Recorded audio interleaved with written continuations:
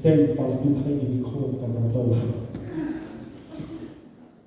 La semaine du 15 septembre 2021 a été horrible. Je ne voulais pas me faire injecter ce produit qui est toujours, à la date d'aujourd'hui, en phase d'essai thérapeutique. Je savais que j'allais perdre mon travail, mais je n'arrivais pas à me résoudre à faire cette injection comme l'ont fait mes collègues, c'est-à-dire sans réfléchir. Pour elle, la vie continuait tranquillement, alors que je me réveillais la nuit en me demandant si j'étais folle. J'allais au travail et je pleurais. Je pleurais contre moi, contre ce que nous imposait le gouvernement. Le lundi 13 septembre 2021, je suis allée à la direction pour signer ma suspension sans salaire qui allait commencer le 15 septembre. Le 14 septembre, j'ai fait mon travail comme d'habitude. Je ne réalisais pas vraiment ce qui allait se passer. À 16h18, j'ai éteint l'ordinateur et j'ai marché sur la pointe des pieds pour sortir du service. Je n'avais pas envie que mes collègues me voient. J'ai préféré partir comme une heureuse.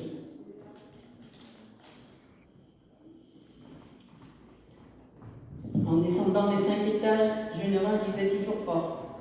Je savais que je ne reviendrais pas travailler, mais c'est tout. Je ne pleurais pas, j'étais sous le choc. Pendant presque 2 semaines, j'ai vendangé pour gagner un peu d'argent, voir d'autres personnes et être dans la nature m'a permis de me ressourcer. Puis, le mois d'octobre est arrivé avec ses jours gris. Mon moral balançait entre la bonne humeur et des moments de tristesse. Il m'est interdit de travailler, alors je pioche dans mes économies.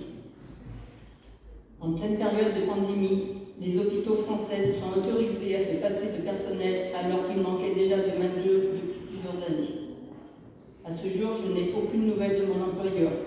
Je suis toujours après plus de 6 mois sans salaire et sans aucun statut, puisque le statut de suspendu sans salaire n'existe pas dans les textes de loi.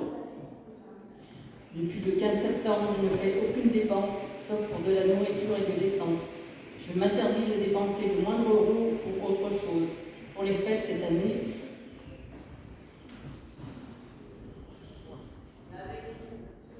le Père Noël a oublié ma maison, mais ce n'est pas important.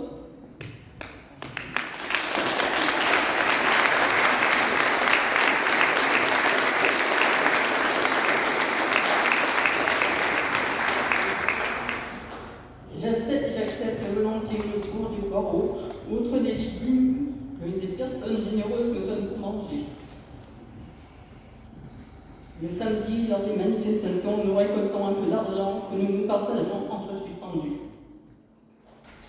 Infirmière depuis 28 ans, je sais que je n'exercerai plus ce métier que j'ai pourtant adoré et qui m'a permis de m'épanouir.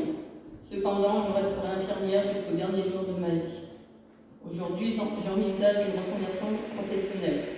En attendant, je continue de me battre contre le pass sanitaire devenu pass vaccinal.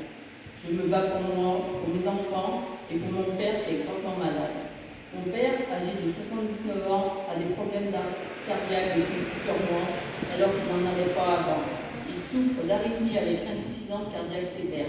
Son médecin traitant ne veut pas qu'il ait sa 3e injection.